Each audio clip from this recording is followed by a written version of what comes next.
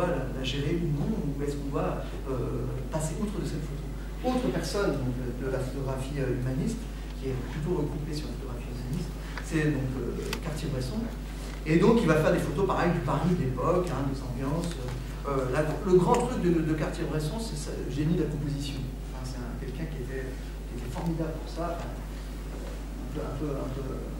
Il exagérait un peu parfois, mais la première fois où j'étais amené à le voir, en fait, il prenait les photos des gens, il les retournait.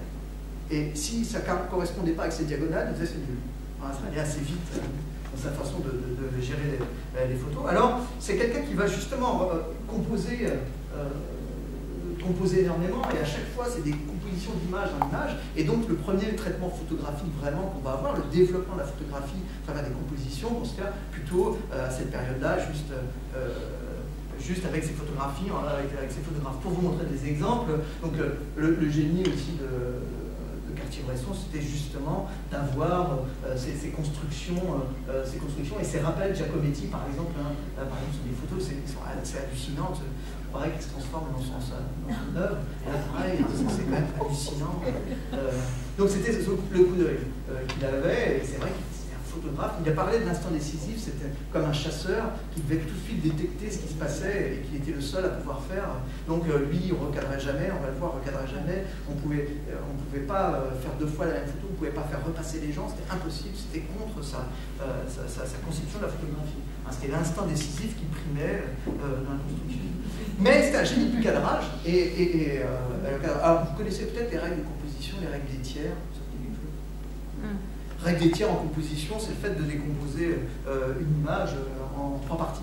Et si, je vais vous le faire, parce que je vais essayer de mieux dessiner. Et donc, par exemple, là, je vous montre comment mes parents dessinent mes enfants. Donc ici, vous avez le portrait de mon fils, donc ils vont... Hop, et voilà, ça c'est mon fils qui est super content, c'est son anniversaire. Voilà. Et si vous prenez cette photo-là, tout est construit sur les diagonales. Donc on centre les yeux. Et au résultat, vous avez ici des éclairages au néon, si on a, vous avez un extincteur ici, là vous avez une table avec des trucs dégoûtants, ici vous avez une plante derrière qui est juste derrière. Enfin, voilà. En fait, quand on regarde l'image, on s'intéresse au centre, on reste central ici, et puis après, on va voir les éléments perturbateurs derrière. En fait, le fait que tout soit centré comme ça fait qu'on reste bloqué dans l'image, il n'y a pas de circulation dans l'image. Une règle de base, c'est vieux comme là, quoi. Règle des tiers. Si vous composez sur les tiers, ces points de force-là sont importants. Si on compose à partir de là, c'est plus facile. Si vous mettez une photo de mon fils comme ça, hop, voilà. Et là, si c'est son anniversaire, on met un gâteau. Je suis meilleur en gâteau qu'en arbre.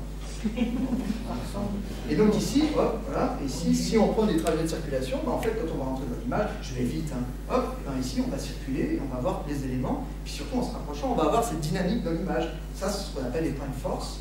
Et ces points de force-là vont créer une dynamique. Alors, Cartier-Bresson, c'était une base pour lui, bien sûr qu'il maîtrisait tout ça. La preuve, cette image-là, hein, si on fait, hop, vous voyez, à chaque fois, vous avez la construction, se fait sur les points de force, sur les tirs.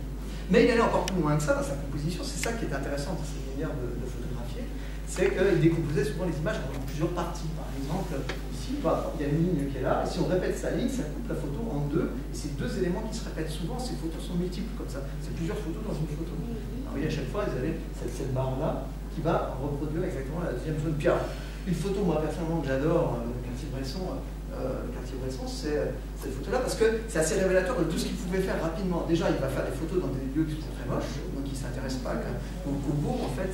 Et puis, qu'est-ce qui est surprenant, cette image? Il ne pose pas les pieds au sol, je pense. Ouais, donc un millième de seconde après, il a touché l'eau, c'est fini.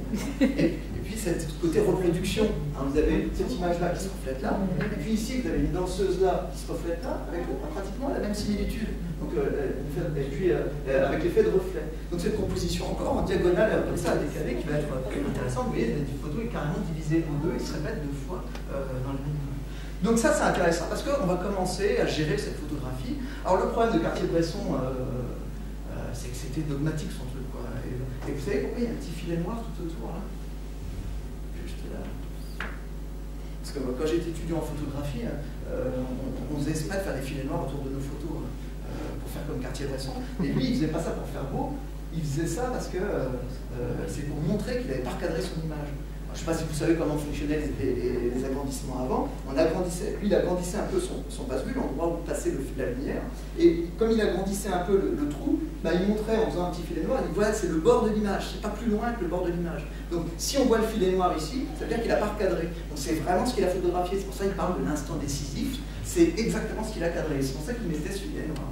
Alors ça a été sa grande théorie, beaucoup de photographes ont travaillé là-dessus, l'instant magique, le chasseur qui attend, l'objectivité, la construction, et c'est le photographe qui, dans un élan de créativité, va appuyer au bon moment. Ça, c'était les grandes théories de l'époque. Alors arrive la suite, donc la suite, c'est les photographes américains. Donc vous savez, un excellent livre là-bas. Donc photographes américains, qui vont être à l'inverse de tout ça. Et ça, c'est intéressant dans l'histoire de la photographie, parce que cette objectivité va tomber à peu près à cette époque-là. Là, on est au XXe siècle, et on va se dire, est-ce que la photographie va vraiment est en réponse, en fait, avec cette histoire d'objectivité. Et des gens comme William Klein et Robert Frank, après, vont casser toutes ces théories, un peu de la photographie humaniste, l'instant décisif, tout ça, et se disent, non, c'est pas du tout ça, la photographie. La photographie, c'est pas la réalité, c'est pas le moment décisif, la photographie, c'est plein de moments qu'on va couper. Cartier-Bresson, il fait, sur une planche contact, quand il fait plusieurs images, il en a pris une parmi 4. Pourquoi il n'a pas pris les 4 ? Ça veut bien dire qu'il a fait un choix dans ses photos, il n'y a pas qu'une photo. Et donc lui, il va pousser ça à l'extrême et il va se dire, il faut absolument que la photographie, ce soit le reflet de ce qui est photographique. Vous voyez, c'est pas la réalité, c'est un photographe qui fait une photo de la réalité, mais c'est pas la réalité par elle-même. Et donc il va pousser ça à l'extrême. Tous les mots de la photographie, il va les exagérer. Alors il va sortir ce premier bouquin, donc c'est un peintre américain arrivé en France, et il va sortir ce bouquin qui est là-bas, donc il manque le rouge, je vous l'avais dit. Donc on le voit, la couverture là-bas est rouge, et ce bouquin va marquer, pas au début, ça va mettre du temps à venir, mais va marquer l'histoire de la photographie, parce qu'il va aller à l'inverse de Doisneau et Cartier-Bresson, c'est-à-dire qu'il va aller choquer les gens. Lui, ce qu'il veut voir dans les images, c'est la manière dont les gens réagissent aux photographes. Alors, par exemple, sur des courants, sur la façon de photographier aujourd'hui, il y a des photographes, par exemple, qui vont prendre de longs téléobjectifs et qui vont se cacher et faire des photos, des très beaux cadrages et tout ça. Puis, par exemple, j'ai eu l'occasion de faire des photos comme ça, où il y avait c'était une fête créole. Là, il y avait 2 photographes. Donc, le premier photographe était loin et faisait des très beaux portraits des personnes qui dansaient, et l'autre photographe était avec les gens, en train de danser avec eux. C'était à moitié flou, mais on avait l'impression de danser avec eux. Vous voyez ce que je veux dire? On voyait des photos de ce qu'ils voyaient à l'intérieur, alors que l'autre composait de belles images. En fait, c'est un peu ce que veut dire William Klein. Il dit, pour lui, c'est la relation entre le photographe et la chose photographiée, et il dit, c'est pas du tout la réalité, c'est une interprétation de la réalité. Et donc, il va pousser tout en exagérant.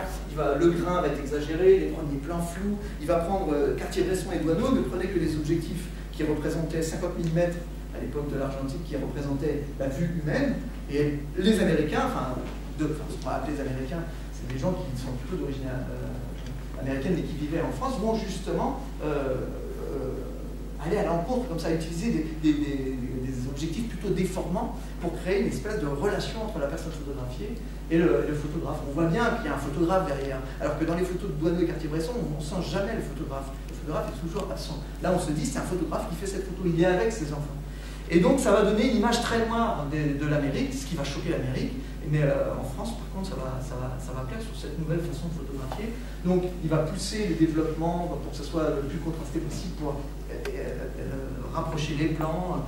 Voilà, par exemple, l'absence de profondeur, il va faire exprès en poussant les contrastes qu'il n'y ait plus de profondeur. Puis, il va aller jusqu'à faire des expositions en projetant ce qu'on appelle les planches contact. C'est-à-dire tout son travail, il va montrer toutes ces photos les unes à côté des autres pour montrer que c'est un travail photographique, c'est pas la réalité, c'est tout l'inverse des photographes américains. Cette partie-là, c'est juste pour vous montrer que la photographie, à partir d'une solution technique comme ça, va évoluer, va poser plein de problèmes, l'objectivité, la subjectivité, le besoin social, tout ça. Et puis là, maintenant, ça commence à devenir un courant un peu artistique, on va prendre un caractère un peu plus artistique, avec cette question récurrente qui va être l'objectivité et la réalité représentée en photographie. Bon. Autre personnage, je le passe rapidement, Robert Frank, même que William Klein, et lui, en fait, quand on voit ses photos, il aura le même travail, dans la même optique, et lui, il va faire des photos pareilles dans l'action, là, par exemple, les Américains étaient représentés avec les beaux pistolets, les beaux chapeaux, et alors lui, il représente dans des endroits un peu sombres. On a l'impression qu'on rentre dans un bar. Vous voyez, je sais pas, vous avez cette sensation, un compuscule les gens pour rentrer. Donc on sent que c'est un photographe qui rentre là, et c'est pas les objets représentés le premier plan flou, pareil, couper les têtes. Alors, tous ces photographes étaient des très bons compositions et tout ça, mais ils n'avaient pas du tout la même façon l'angle de vue n'était pas le même. Mais en tout cas, ils cadraient très très bien, ils savaient très bien composer. Mais ils n'avaient pas le même objectif. Et puis,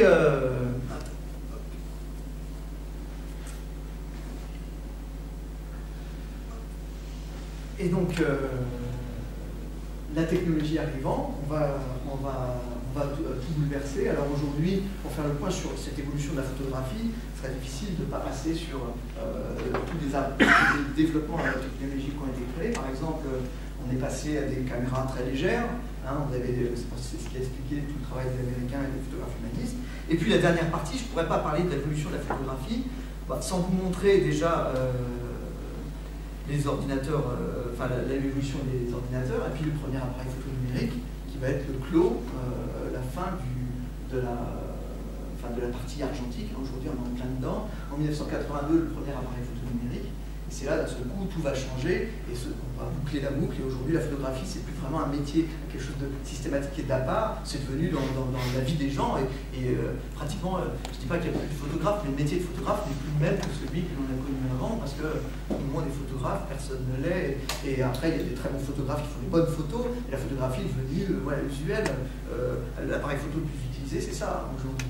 Donc c'est sûr que la façon d'organiser la photo, de repérer la photo, va être complètement changée. Et après, la façon de diffuser la photo avec des systèmes très techniques, Instagram ou Flickr, donc qui sont sur les réseaux sociaux, des façons de diffuser la photographie, c'est la suite logique de la photographie, le développement sur les zones. Dernière partie que je voulais vous montrer pour illustrer ça, c'est la liaison avec la ville et avec la représentation. Donc, je crois qu'il y a 2 conférences après qui vont être faites sur la manière dont on représente la ville. Et la dernière raison que je voulais faire, c'est que cette histoire de mémoire dont on parle, qui va être un travail énorme, je l'ai gardé à la fin parce que c'est cette liaison justement avec le travail qui est fait ici à Bagneux, c'est que pour garder la mémoire justement des villes ou des endroits, il y a plusieurs missions qui ont été créées en France pour gérer et pour avoir une espèce d'archivage. C'est l'étape que j'ai le moins développée jusque-là, c'est-à-dire que la photographie, on l'a vu, c'est pour faire de l'art, on l'a vu avec les différents courants américains, faire des portraits, faire une construction, tout ce qui est scientifique, la photographie, mais il y a une grosse partie qui est la mémoire. Comment mémoriser notre vie. Et en fait, depuis la photographie, on est envahi par les images qui nous entourent. Avant la photographie, on n'avait pas grand-chose, il y avait des peintures, mais la masse n'est pas énorme, et d'un seul coup, on se retrouve envahi d'images. Le problème aujourd'hui, c'est plus pour gérer ces images, comment faire un comparatif entre les années 50, les années 60 et les années 70. C'est très difficile à mettre en place, parce qu'il y a tellement d'images qu'on a du mal, ça serait difficile de se repérer. Il faut savoir qu'il y a quand même des gens qui ont travaillé pour essayer de faire évoluer ça, et la photographie a permis d'avoir une espèce de mémoire à une période X de l'évolution de notre... Par exemple, il y a eu des grandes missions qui ont été développées, et notamment, alors les premières missions, donc ça c'est ce que disaient les territoires, les villes, la première mission sur la mémoire qui a été créée, c'est une mission héliographique en 1851, et donc on a envoyé 5 photographes. Alors il y en a un dont je vous ai déjà parlé, Balbus, qui faisait des grands tirages, impressionnant par ses tirages. Et donc le travail de ce photographe, c'était une mission qui était dirigée par l'État français pour essayer d'avoir une mémoire de nos monuments à telle époque. C'était l'époque où Viollet-le-Duc était allé réadapter Carcassonne. Enfin, il a fait plusieurs trucs, parfois plus ou moins bien d'ailleurs, et aller justement travailler sur Carcassonne. Et donc avant de lancer ces grands travaux, on voulait avoir une mémoire de la France avant ça. Et donc c'est le premier vraiment travail connu qui a été fait sur la mémoire et conserver la mémoire. Donc il va envoyer ses photographes, ils vont aller prendre différents lieux en photo pour essayer justement d'illustrer à une période X des données. Donc les photographes vont partir, donc ce qu'on appelle la mission héliographique, et on va voir justement des photos, par exemple Chenonceau, c'est Gustave Legret et Mestral, sont des personnes, ils ont des photographes sont partis ensemble en fait. Ils ont fait des photos ensemble, c'est pour ça qu'en France, on ne sait pas qui est l'auteur des photos, mais donc des photos des grands bâtiments, des monuments de l'époque, surtout du Moyen-Âge. Hein, surtout, par exemple, tout ce qui était cette époque un peu moyenâgeuse. Alors pourquoi? Parce que c'était en vogue le Moyen-Âge. On revenait un peu en arrière, on s'intéressait à cette période au moment où on a lancé cette mission.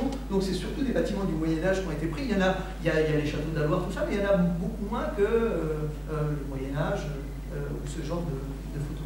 Donc c'est quand même quelque chose de marquant et qui est propre à la photographie, c'est qu'il y a une mission d'État qui est envoyée pour récolter la mémoire des données. Et ça, c'est un truc, je crois que c'est pratiquement le plus important de la photographie, c'est que la photographie permet en fait de garder la mémoire des choses, et c'est cette gestion de cette mémoire qui fait la force de la photo aujourd'hui. On est envahi de photographie partout grâce à cette mémoire. Donc, à noter la première grande mission, donc pareil, 1839, l'invention de la photographie, première mission vraiment pour enregistrer la mémoire, 1851. Donc c'est des choses qui vont tout de suite arriver très vite avec la photographie. Autre mission importante qu'on va retrouver, qui elle va être aux États-Unis. Donc une autre mission qui va être donnée par la Farm Security Administration, où ils vont envoyer des photographes pour aller récolter, avant de faire des réformes sur l'agriculture, c'était après le krach boursier aux États-Unis, et donc on voulait avoir un état des lieux de ce qui se passait dans les campagnes américaines, et pour pouvoir justifier un peu le fait d'envoyer ces missions aux États-Unis, on a demandé à des photographes d'aller récolter les différents témoignages des gens. Et donc, cette mission va être assez grande, puis ça va marquer toute l'Amérique, parce que les photos qui vont en sortir vont être assez difficiles sur la pauvreté des gens. Le plus connu, Walker Evans, Dorothy Lange, qui sont ici, sont des photographes, je ne vais pas développer, mais ça fait partie des grandes missions de mémoire aux États-Unis qui vont se développer. Et suite à ces photos, d'ailleurs, c'est pour ça qu'il va y avoir une réforme de l'agriculture, de la construction, ils vont photographier l'ensemble, l'urbain, mais surtout l'habitation, et ils vont photographier aussi les personnes, les portraits. Donc deuxième grande mission qui va être créée à cette époque-là. Et puis la troisième en France, qui est récente en fait, qui a marqué en fait, alors je vais ramener le livre de la mission de la data. Donc la mission de la data, c'est en France, troisième mission d'État qui va être envoyée. On va demander à des photographes, donc dans les années 80, d'aller récolter la mémoire de la France à cette époque-là. C'est l'époque où la France est en train de changer, les campagnes sont en train de changer, enfin, il y a une évolution, par exemple, tout ce qui est industriel commence à disparaître à certains endroits, l'agriculture est en train de changer, l'urbanisme est en train de grandir, agrandit, et on va regarder comment se trouve la France à ce moment-là. Donc cette mission photographique va être très importante pour garder cette mémoire, dernière étape de ce qu'on a vu là, c'est-à-dire la mémoire des bâtiments de l'époque. Donc il y a, je ne sais plus, 48 photographes, je crois, 28 photographes qui sont envoyés dans toute la France et qui vont essayer de faire des photos. Ce qui est intéressant sur cette mission, c'est que le but, c'est pas d'avoir une mémoire documentaire, c'est vraiment d'avoir un travail photographique. Et alors, ce qui fait que vous allez pouvoir avoir des plasticiens, par exemple, qui vont faire des photos, vous allez avoir des photographes plus ou moins reconnus. Donc, il y a deux livres qui vont sortir, celui-ci que je vous ai ramené ici. Et puis, un petit livre qui a les travaux en cours qui étaient créés sur l'émission de la data. Et donc, il y a ce bouquin va être le reflet de l'image. Alors, on va retrouver des gens qu'on a vus déjà là, Douaneau, qui lui va faire des photos en couleur, photos assez classiques. Puis après, vous avez Tom Raus, par exemple, qui va lui faire de la photographie plasticienne. Et puis, alors, il y en a beaucoup. Alors, vous avez Basilico, je crois que vous l'avez mis aussi, photo plus classique du paysage breton, qui était plutôt du côté de la Bretagne, donc des paysages plus classiques. Et Lewis Balch, qui est un Américain, parce que la mission photographique était prise par des photographes de tous les horizons.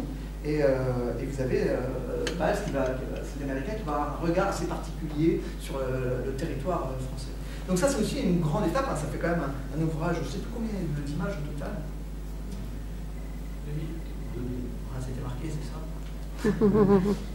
2000 photos. 200 000 prises. 200 000, c'est ça. 2000, ça paraissait peu. 200 000 photos qui vont être stockées sur ce projet. Donc un projet énorme qui va faire un état des lieux de la France à cette époque-là. Donc je pense que c'est en tout cas pour moi, par rapport à la photographie, c'est sûrement un des événements les plus marquants de travail comme ça, de se dire on prend la photographie comme une découpe dans le temps. À un temps donné, qu'est-ce qui se passe? On en fait un ouvrage qui va permettre après de comparer, dans ce cas-là, c'est pas scientifique, mais en tout cas d'avoir un état des lieux esthétique, graphique, et en même temps du paysage urbain. Alors, suite à ça, il y a d'autres missions qui vont se créer, et je vous passe ça, pardon, et je voulais juste vous parler d'un projet en cours, en fait, que je ne me trouve pas, voilà, qui s'appelle France Territoire Liquide. En fait, c'est la réédition de ça. Donc, les photographes, il y a 50 photographes aujourd'hui qui se réunissent pour créer la même chose que la Datar, mais dans une optique beaucoup plus serrée, avec un chef, avec un directeur artistique. Et donc c'est en cours, hein, il n'y a même pas de photos encore, enfin c'est à l'étape de projet, il y a déjà des photos, mais en tout cas on ne peut pas les voir. Et donc ils reproduisent exactement le même effet pour faire un état des lieux aujourd'hui, du parcours, de l'état du paysage français. Et donc ils vont envoyer des photos, autant dans la Datar c'était vraiment comment ça s'appelle, libre, donc les gens pouvaient faire ce qu'ils voulaient. La seule chose qui était interdite de la Datar, d'ailleurs c'est assez rigolo, c'est la photo aérienne. Les gens trouvaient ça nul, donc pas de photo aérienne. Mais on avait le droit de faire Tom Draus, vous pouvez faire des collages, des montages, tout ça. Dans cette initiative-là, ça va être pur serré, il y a des objectifs donnés au départ, les photographes sont repérés, mais c'est prévu pendant 3 ans. Pendant 3 ans, les gens vont partir pour aller reprendre. Alors sur l'idée, hein, ce que je dis, la mission héliographique, la FSA, et puis la Datar, la mission de la Datar, ils vont partir comme ça, faire un état des lieux aujourd'hui, l'évolution du projet. On connaît déjà les photographes, ils sont déjà repérés par mission, et puis donc il y a 46 photographes repérés aujourd'hui, et il y en a 4 autres qui devraient arriver dans pas longtemps. Et la personne qui est, est-ce que je vous ai dit ça? Oui, c'est Paul, directeur artistique, c'est Paul Ombel, directeur de la Photographes Galerie, et qui va justement organiser ce projet. Donc vous voyez, ces histoires de mémoire se développent de plus en plus. C'est ce qui fait aujourd'hui, qui est ce moteur dans plein aux États-Unis, pareil, il y a des projets liés à cet établissement de la mémoire. Donc je trouvais ça intéressant de parler de ces projets liés à la mémoire, puisque suivre le travail, les 2 conférences qui vont suivre vont être sur la ville. C'est bien que vous connaissiez au moins cette optique, parce que le fait de faire une expo sur une ville à un temps donné, c'est ce qui permet aussi d'avoir la mémoire de cette ville.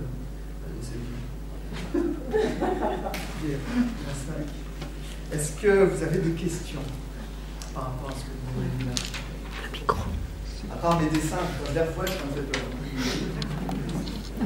Est-ce que vous avez des questions de Dieu? C'est ça.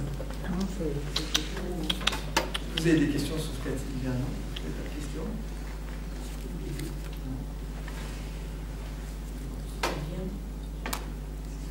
Peut-être pas une question, mais juste une remarque pour aller dans votre sens.